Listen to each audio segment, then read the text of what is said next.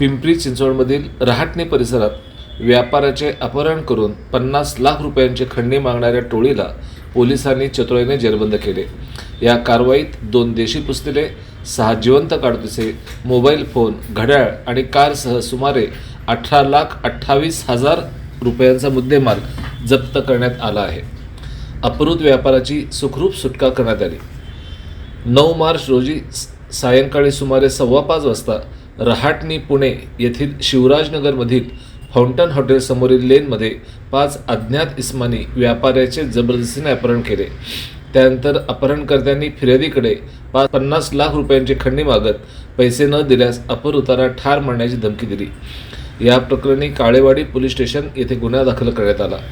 घटनेचे गांभीर्य लक्षात घेऊन विनयकुमार चौबे यांच्या मार्गदर्शनाखाली गुन्हे शाखा आणि काळेवाडी पोलिसांच्या पथकाने तपास सुरू केला।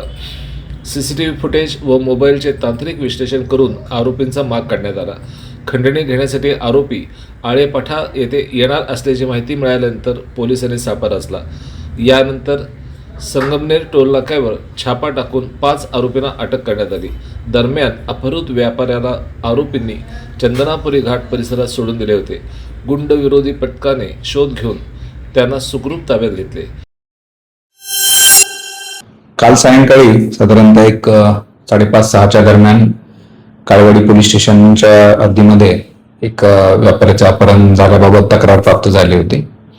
तर त्यानुसार जे अपहृत व्यक्ती होते त्यांचे बंधूंनी ती तक्रार दिली आणि त्याच्यामध्ये जे किडनॅपर आहेत ज्यांनी किडनॅप केलं त्यांनी 50 लाखाची डिमांड त्यांच्याकडे केली होती। सगळं कम्युनिकेशन जे आहे जे किडनॅप झाले होते त्यांच्या मोबाईलवरूनच करण्यात येत होता आणि या सगळ्या गोष्टींची तक्रार प्राप्त झाल्यानंतर आपल्या काळेवाडी पोलीस स्टेशन, गुन्हे शाखा आणि लोकल युनिट्स या सर्वांचे असे वेगवेगळे 7 ते 8 पथकं मान्य पोलीस आयुक्त श्री विनयकुमार चौबे सर यांच्या मार्गदर्शनाखाली तयार करण्यात आले आणि संपूर्ण ज्या टीम्स आहेत त्या विक्टीमला सुखरूपपणे परत आणण्याकरता आपण प्रयत्न करत होतो।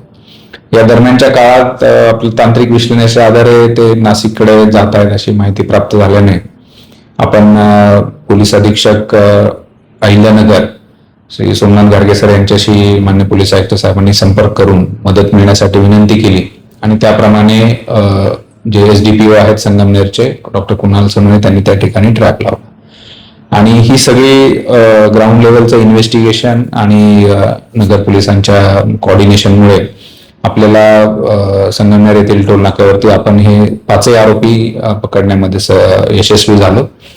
त्यानंतर आमची जे खंडणी विरोधी पथकाची जी टीम आहे त्यांनी जो हे आरोपी अटक करण्यामध्ये पूर्ण संगमनेर पोलिसांच्या टचमध्ये होते आणि जे विक्टीम आहेत विक्टीम यांना आरोपींनी त्यांना सर्व सुगावं लागल्यानंतर चंदनापुरी घाटाच्या इथे सोडून दिलं होतं।